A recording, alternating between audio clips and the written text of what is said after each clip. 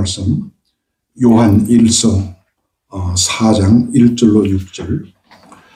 요즘은 주님이 오시는 계절에 맞추어서 대강절이라고 이렇게 부릅니다. 또 강림절이라고도 합니다. 전통적으로는 성탄절 4주 전부터 대강절로 지킵니다. 이전 옛날보다는 사람들이 그 성탄을 맞이하는 마음들이 많이 식은 것 같습니다. 그러나 우리는 변함없이 기쁨으로 감사함으로 이 성탄을 맞이하도록 해야 할 것입니다. 오늘 본문 3절 보면은 예수를 시인하지 아니하는 영마다 하나님께 속한 것이 아니니 이것이 곧 적그리스도의 영이니라.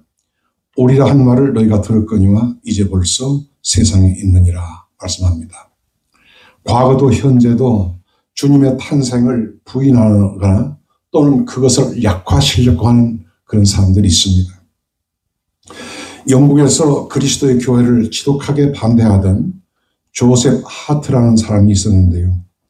보통 반대가 아니라 성경의 허구성을 입증하려는 글을 많이 발표했습니다.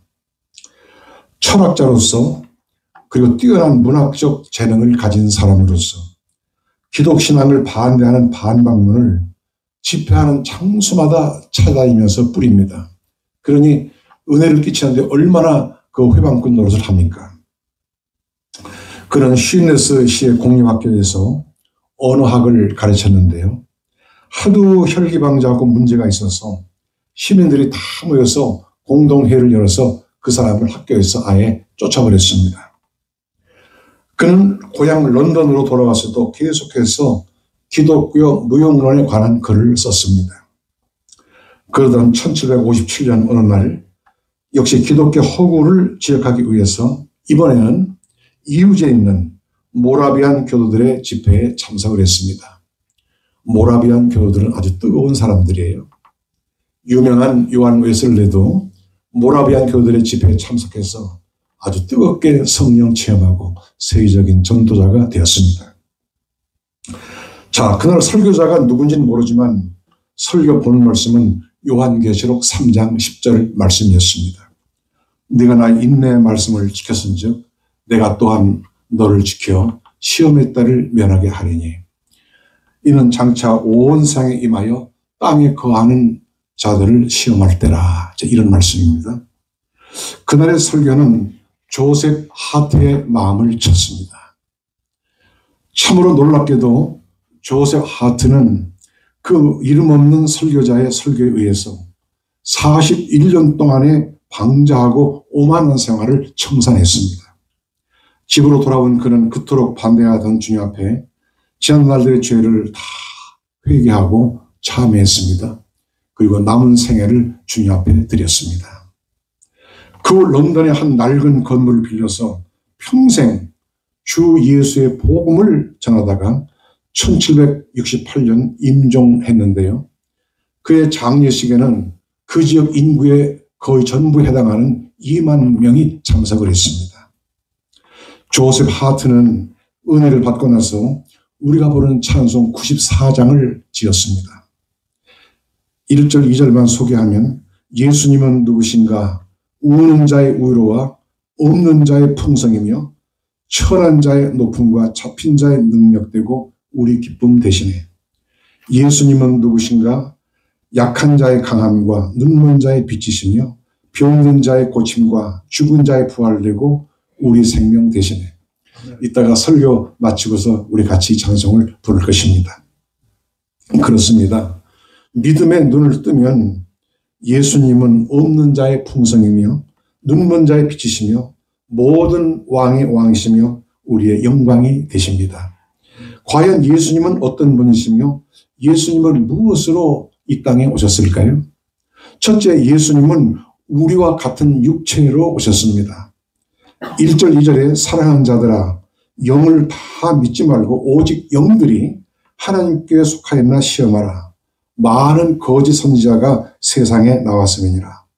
하나님의 영은 이것으로 알지니 곧 그리스도께서 육체로 오신 것을 시인한 영마다 하나님께 속한 것이요. 이렇게 말씀합니다. 여기 육체, 원어의 사르크스라는 이 말은 몸만 아니라 영혼까지 포함하는 인성 전체를 말합니다. 즉 예수님이 진정한 사람이 되어 오신 것은 죄인들을 구원하시기 위한 하나님의 영원하신 계획대로 된 것입니다. 또 이처럼 예수님이 사람으로 오신 것은 그의 지극히 낮아지심이라 할 것입니다. 오늘 성탄 계절을 맞이해서 우리가 생각할 가장 중요한 뜻은 무엇보다 예수님이 우리와 같은 육체를 입고 오셨다는 것을 믿고 시인하는 것입니다. 다시 3절에 예수를 시인하지 아니하는 영마다 하나님께 속한 것이 아니니 이것이 저 그리스도의 영이니라. 오리라 한 말을 너희가 들었거니와 이제 벌써 세상에 있느니라. 영들이라고 하는 것은 성령이나 악령을 다 총칭하는 말인데요. 말씀을 대언하는 이가, 즉 말씀을 전하는 사람이 성령에 이끌려서 말하는지 아니면 악령에 이끌려서 말하는지를 시험하는 것입니다. 예수님이 육체로 오신 것을 시인하면 하나님께로 온 영으로 말하는 자요, 예수님이 육체로 오신 것을 부인하면 이것은 적그리스도의 영으로 말하는 자입니다. 사도 요한께서 이 말씀을 기록한 때는 주후 90년에서 95년 그 어간으로 보고 있습니다. 그러니까 주님의 교회가 시작된 이후 60년가량이 지나간 때입니다. 이때 벌써 적그리스도의 영의 이단들이 교회에 많이 침투해 있었습니다. 예수를 시인하지 아니한 영이란 예수님이 육체로 오신 것을 시인하지 아니한 영이라는 말인데요. 이것이 곧 적그리스도의 영입니다. 그러면 초대교회 시대에 나타났던 적그리스도의 영은 무엇일까요? 사도 요한 당시에 교회에 나타나서 신자들을 미혹했던 적그리스도의 영은 그노시스라고 하는 이단이었습니다. 나스티즘이라고 하는데 우리말로는 영지주의라고 합니다. 그들은 주장하기를 거룩하신 하나님의 아들이, 거룩하신 영이 어떻게 미천하고 추악한 인간의 몸으로 올 수 있겠느냐, 이렇게 말합니다. 그러므로 예수는 실제로 육체로 오신 것이 아니라 육체로 오신 것처럼 잠시 보였을 뿐이라는 것입니다. 여기에서 이른바 가연설이 나왔어요. 그냥 실제로 온 것이 아니라 그렇게 잠시 보였다, 그런 말입니다. 지금까지 육체로 오신 예수에 대한 가르침은 틀렸다고 주장했습니다. 그러면서 자신들이야말로 영의 눈이 열려서 영이신 예수를 바로 알고 바로 가르친다고 주장합니다. 그러면서 믿음이 약한 신하들을 자신의 모임으로 자꾸만 꾀어갑니다. 이게 보통 문제가 아니에요. 그래서 자신들만의 밀교, 비밀 모임을 형성을 했습니다. 영지주의는 특히 이원론을 주장하는 헬라 플라톤 사상에 크게 영향을 받았습니다. 이원론이라고 하는 것은 영은 선하고 육은 악하다고 한 그런 주장입니다. 이러므로 영과 육은 하나가 될 수가 없고, 따라서 선하고 거룩한 영인 예수님이 결코 육체를 입고 오실 수는 없는 일이라고 그렇게 가르쳤어요. 이것이야말로 혹세무민한 것이고 성육신의 주님을 부인한 것입니다. 사도 요한이나 사도 바울이 극력 경계한 것이 바로 이것입니다. 오늘 사도 요한은 분명히 예수를 육체로 오신 것을 부인한 영마다 적그리스도의 영이라고 했습니다. 예수님은 우리의 죄를 대속하시고 또 성부 하나님 앞에 우리를 위한 화목제물이 되시기 위해서 반드시 육체로 오셔야만 했습니다. 우리는 예수님이 우리와 같은 육체로 오신 것을 분명히 믿습니다.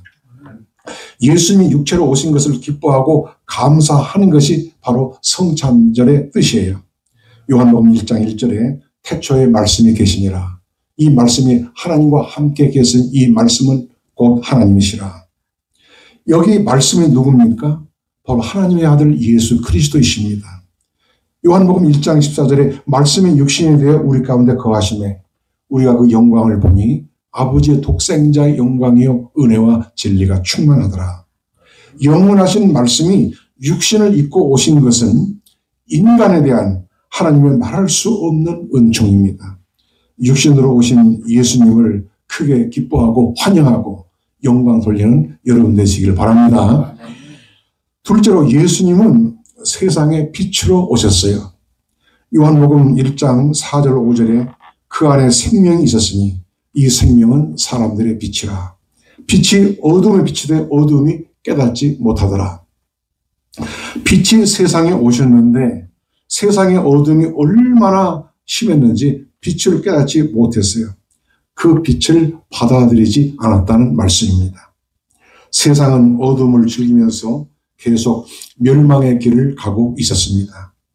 주님은 요한복음 8장 12절에서 말씀하시기를 나는 세상의 빛이니 나를 따르는 자는 어둠에 다니지 아니하고 생명의 빛을 얻으리라 이렇게 말씀하십니다. 그런데 사람들은 이 빛을 미워하고 따르지 않았다는 것입니다. 요한일서 1장 7절 보면 저가 빛 가운데 계실 것 같이 우리도 빛 가운데 행하면 우리가 서로 사귐이 있고 그 아들 예수의 피가 우리를 모든 죄에서 깨끗게 하실 것이요 이렇게 말씀하십니다. 그런데도 사람들은 그 빛에 거하기를 즐겨하지 않습니다. 빛을 믿지 않고 빛을 거부했습니다. 예수님은 그 정죄는 이것이니 빛이 세상에 왔을 때 사람들이 빛보다 어둠을 더 사랑한 것이라 이렇게 말씀해요. 빛을 거절하고 어둠 속에서 사는 것이 곧 정죄를 받은 그런 상태라는 말입니다. 왜 빛을 싫어합니까? 요한복음 3장 20절에 예수님 말씀하십니다. 악을 행하는 자마다 빛으로 오지 아니하나니 이는 그 행위가 드러날까 하며 자기 삶이 악하고 추해서 그것이 드러난 것이 본질적으로 싫어서 빛으로 나오지 않는 것입니다. 이 세상에 얼마나 많은 빛이 있습니까? 그런데 성경은 참빛, 그 세상에 와서 각 사람에게 비치는 빛이 있었나니 이렇게 말씀합니다. 이 빛은 각 사람의 심령을 비추는 진리의 빛이요 구원의 빛입니다. 이 빛은 사망의 땅과 절망의 그날에 앉은 백성들에게 임한 빛입니다. 이 빛이야말로 창조의 첫날 빛이 있으라 하신 그때부터 있어왔던 빛입니다. 빛은 무엇입니까? 빛은 에너지입니다. 빛은 힘이에요. 어떤 힘입니까? 정결케 하는 힘입니다. 빛이 비치면 모든 세경이 죽습니다. 모든 악취가 사라집니다. 여러분들께서 아마 하얀 플라스틱 다라이에다 김치를 담으신 경험이 있을지 모르겠어요. 자, 김치를 다 담고 나면 이제 빨간 그 양념이 묻은 그 다라이를 물로 씻습니다. 아주 비누질을 해서 솔질을 해서 깨끗이 씻습니다. 그런데 다 안 씻겨 나가요. 빨간 게 그대로 남아 있습니다. 냄새도 있습니다. 그러면 어떻게 됩니까? 햇빛 잘 들다가 한나절만 놔두면 싹 다 없어집니다. 냄새도 다 빠지고. 빛은 그런 거예요. 모든 곰팡이를 다 말려버립니다. 이런 인생들에게 빛이신 주님이 들어오시면 어떻게 될까요? 모든 악취가 사라집니다. 내 안에 있는 죄악의 모든 뿌리가 다 말라버리는 것입니다. 오늘 우리 모두 진심으로 그렇게 되기를 빕니다. 아멘. 또 빛은 살리는 힘이에요. 그 빛이 비침으로 세상 모든 생물들이 살아납니다. 여러분, 알래스카에 가게 되면 여기하고는 많이 달라요. 지금 한참 겨울인데 알래스카는 24시간 중에 겨울철에는 그저 한 서너 시간만 반짝 좀 밝아요. 그리고 내내 캄캄한 밤입니다. 아무것도 안 돼요, 식물이. 그런데 여름에는 또 정반대입니다. 24시간 중에 그저 한 서너 시간만 그저 살짝 어둡다 말고 내내 빛이 비쳐요. 캐베지, 양배추를 이제 여름에 재배하는데요. 양배추 하나가 이만해요, 아름들이. 왜? 일조량이 너무 많으니까. 거의 20시간 이상 햇빛을 받으니까 한없이 큽니다. 햇빛은 이렇게 살리는 힘이에요. 꽃 피고 열매를 맺는 것도 빛의 에너지 때문입니다. 만약에 세상에 빛이 없다면 어떻게 누렇게 익은 벼들과 노랗게 익은 참외, 감, 오렌지, 빠르게 익은 사과, 또 1년 감이라고 토마토 이런 것들이 있을 수가 있겠습니까? 여러분, 늦여름에 햇빛이 쨍쨍 내리쬐야 논에 있는 벼들이 누렇게 익는 것입니다. 그때 자꾸 구름 끼고 날이 굳고 그러면은 그거 다 쭉정이가 되고 말아요. 오늘 우리 심령에 주님의 빛이 임할 때에 우리 믿음이 자랍니다. 믿음의 꽃이 피고 믿음의 열매를 맺을 수가 있어요. 만약 빛이신 예수님이 없이 맺는 열매가 있다면 그것은 나쁜 열매일 것입니다. 빛이 들어오기 전에 맺는 열매는 음행과 더러운 것과 호색과 우상숭배와 술수와 원수를 맺는 것과 시기와 분냄과 당지는 것과 불리함과 이단과 투기와 술취함과 방탕함, 이런 열매를 맺습니다. 빛이신 주님으로 맺는 열매는 그 반대로 사랑과 희락과 화평과 오래 참음과 자비와 양생과 충성과 온유와 절제인데, 이러한 열매를 맺는 것을 금지할 법이 없습니다. 또 빛은 질서입니다. 이런 걸 예수님이 거하시는 심령은 어둠과 혼돈과 무질서가 물러가고 빛에 거하게 되고 그 심장에는 평안과 질서가 있어요. 무엇이 먼저고 무엇이 나중인지를 확실히 알게 됩니다. 왜 사람들에게 빛이 없습니까? 그 마음을 닫아두기 때문이에요. 중국 내륙 선교의 아버지로 불리는 허드슨 테일러 선교사가 중국에서 선교하고 있을 때 한 청년이 찾아왔습니다. 선교사님, 신자가 되는 데는 몇 년이나 걸릴까요? 테일러가 말하기를 램프에 심지어 불을 붙이고 나서 얼마나 있어야 빛을 발하겠습니까? 청년이 말하기를 그야 심지어 불을 붙이는 순간부터 빛을 내지요, 이렇게 말했습니다. 허드슨 테일러가 청년의 손을 꼭 잡고 말합니다. 그렇습니다. 하나님께서 나를 부르시다고 깨닫는 그 순간부터 새로운 빛이 내 영혼의 활활 타오르게 될 것입니다. 이 생명의 빛, 열매를 맺는 빛이 오늘 우리 안에서 언제나 환하게 밝게 타오르게 되기를 축복합니다. 셋째로 예수님은 생명의 떡으로 오셨어요. 난 하늘로서 내려온 산 떡이니 사람이 이 떡을 먹으면 영생하리라. 나의 줄 떡은 그 세상에 생명을 위한 내 살이로라 하시니라. 요한복음 6장 51절에 그렇게 주님이 친히 말씀하십니다. 예수님은 이 세상에 생명의 떡으로 오셨어요. 줄인 자들에게 양식이 되십니다. 오늘 우리의 영혼의 양식은 예수 그리스도의 복음의 말씀입니다. 아모스 8장 11절에 내가 기근을 땅에 보내리니 양식이 없어 주림이 아니며 물이 없어 가람이 아니요 여호와의 말씀을 듣지 못한 기간이라, 이렇게 말씀합니다. 참으로 오늘날 왜 그렇게 많은 사람들이 줄이고 있습니까? 양식이 없어서 그런 것이 아니라 하나님의 말씀이 없어서 그런 것이에요.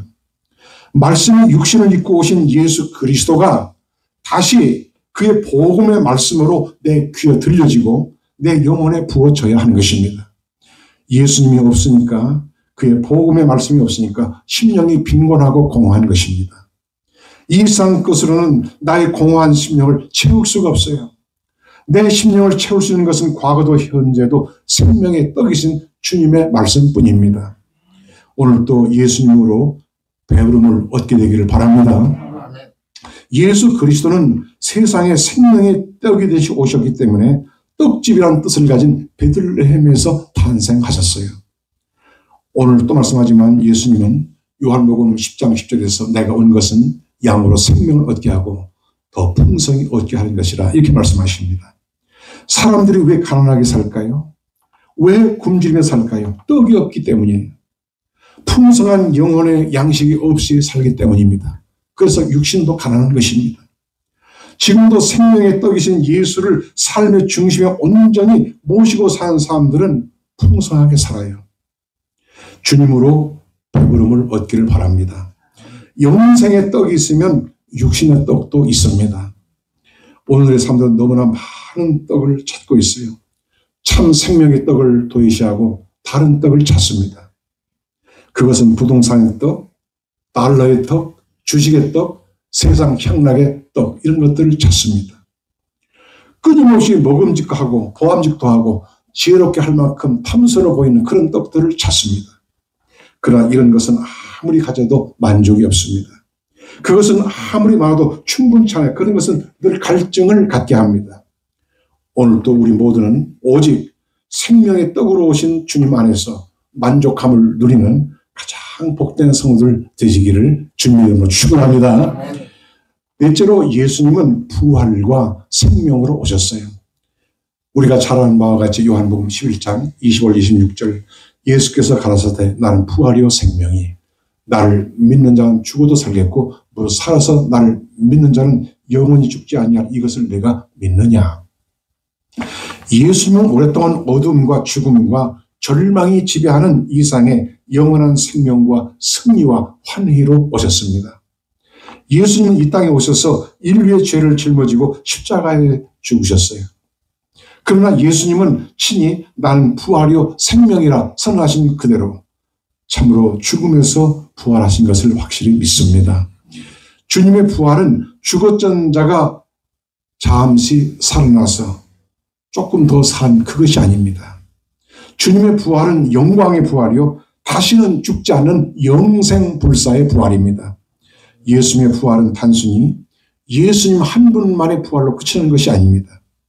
예수님의 부활은 사도 바울이 고린도 전서에서 밝히고 있듯이 모든 부활의 첫 열매가 되십니다. 이러므로 예수 그리스도 안에서 장차 수많은 성도들이 부활의 몸을 입게 될 것입니다. 주님의 부활은 곧 주님 안에 있는 오늘 우리의 부활입니다. 예수님의 부활은 우리의 부활을 바로 보증하는 것이에요. 그런데 이미 말씀한 대로 예수를 믿으면 죽어도 살지만 무릇 살아서 나를 믿는 자는 영원히 죽지 아니하리라 하신 이 말씀이 그예요. 이미 그리스도 안에 있는 우리는 죽음에서 살아난 자들입니다. 영원한 죽음에서부터 자유를 얻었습니다. 에베소서 2장 1절에 너희가 허물과 죽었던 너희를 살리시도다 이렇게 말씀합니다. 이것은 영원한 멸망의 죽음으로부터 살림을 받았다는 말씀이에요. 우리 하나님은 죽은 자의 하나님이 아니요 산 자의 하나님이십니다. 오늘 또 성령 안에서 산 자만이 하나님을 아버지라고 부르는 것입니다. 예수 그리스도 안에는 사망이 없어요. 예수님은 살리는 영으로 오셨습니다. 오늘 우리는 이미 부활 생명으로 새롭게 난 줄로 믿으시길 바랍니다. 우리가 땅에서 호흡하고 살다가 숨을 거두면 육은 흙으로 돌아갑니다. 그러나 내 참된 생명, 내 영혼은 주님이 계신 산 자의 땅으로 올라갑니다. 거기서 우리는 말할 수 없는 기쁨과 영광 가운데 있게 될 것입니다. 흙으로 돌아간 육체는 주님 재림하실 때 주님의 몸과 같은 신령한 몸, 영광의 몸을 입고 부활할 것입니다. 주님의 재림날이 언제까지나 무한정 있는 거 아니에요. 가까이 왔습니다. 그 몸은 진실로 주님의 나라에서 살기에 합당한 몸이 될 것입니다. 또 말씀하지만 예수께서 나는 부활이요 생명이에요. 그리고 살아서 나를 믿는 자는 영원히 죽지 아니하리라 하신 이 말씀이 참으로 귀하고 감사한 말씀이에요. 영생은 이미 그리스도 안에서 나에게 주어진 것입니다. 우리는 하나님의 창조하신 이 우주 속에서 오늘 또 숨쉬고 하나님이 지으신 세계를 눈으로 보고 손으로 만지며 삽니다. 우리가 예수를 믿는 것은 그렇게 확실하고 지금 내가 그 은혜를 호흡하고 느끼면서 사는 것이에요. 예수 그리스도께서 육체로 오심으로써 이러한 은혜가 주어진 것입니다. 오늘 말씀했습니다. 예수님이 오신 이 아름다운 계절에 우리는 예수님을 진실로 기뻐하고 환영하고 찬송합니다. 예수님은 무엇으로 오셨습니까? 예수님은 우리와 같은 육체로 오셨습니다. 예수님은 세상의 빛으로 오셨습니다. 예수님은 생명의 떡으로 오셨습니다. 그리고 예수님은 부활 생명으로 오셨어요. 또 말씀하지만 성탄에서 예수님이 우리와 같은 육체로 오셨다는 이 사실이 가장 중요하고 감사한 일이에요. 예수님이 육체로 오심으로써 그가 세상의 빛이 되셨고 생명의 떡이 되셨고 그리고 부활이 되신 것입니다. 이 예수님을 우리가 믿고 그분 안에 있음으로써 우리는 하나님께 속하였고 우리가 세상을 이기는 믿음의 사람이 된 것입니다. 만약에 영지주의자들처럼 예수님이 실제로 육체로 오신 것이 아니라면 우린 여전히 죄 가운데 있고 하나님의 심판 아래 있는 것입니다. 4절 자녀들아 너희는 하나님께 속하였고 또 저희를 이기었나니 이는 너희 안에 있는 이가 세상에 있는 이보다 크심이라. 신자들이 적그리스도의 유혹을 이기게 되는 것은 저들 자신의 힘이 아닙니다. 오직 세상에 있는 자, 그 세상 임금인 마귀보다 강하신 성령님의 힘에 의한 것이에요. 오늘날 우리가 이단에 빠지지 않고 여기까지 오게 된 것은 우리 안에 계신 주님의 영이 우리의 보혜사가 되셔서 우리를 지켜주셨기 때문입니다. 여러분, 이단에 빠진 사람들을 보세요. 그분들이 나는 이해가 안 갈 때가 가끔씩 지금도 못 배운 사람들이 아니에요. 어리석은 사람들이 아닙니다. 상당히 엘리트들이 많아요. 이단에 빠진 사람 가운데. 도대체 왜 저런 사람들이 이단에 빠졌을까? 여러분, 적그리스도 영이 잡히면 도리가 없어요. 우리가 그렇게 안 된 것이 하나님의 은혜인 줄 알아야 합니다. 5절 6절에 저희는 세상에 속한 거로 세상에 속한 말을 하며 저희 말을 듣느니라. 우리는 하나님께 속하였으니 하나님을 아는 자는 우리의 말을 듣고 하나님께 속하지 아니한 자는 우리의 말을 듣지 아니하니 진리의 영과 미혹의 영을 이로써 아느니라. 세상에 속한 자라는 말은 저들은 하나님을 떠나서 세상 질서에 순응하고 이상 정신적 영적 지배를 받고 있는 자라, 그런 말씀입니다. 세상에 속한 자들은 택함받지 못한 자들로서 하나님의 진노 아래 있어요. 이 말씀에 우리는 예수 그리스도의 복음 진리 안에 굳게 서 있어야 합니다. 우리가 이 땅에서 주 예수를 믿게 된 것이 얼마나 감사한 일입니까? 오늘 또 우리 주 예수님과 예수님을 우리 가운데 보내신 하나님을 마음껏 찬양하고 기뻐하고 크게 영광 돌리는 저희 모두가 되어지기를 예수의 이름으로 축원합니다. 기도하겠습니다.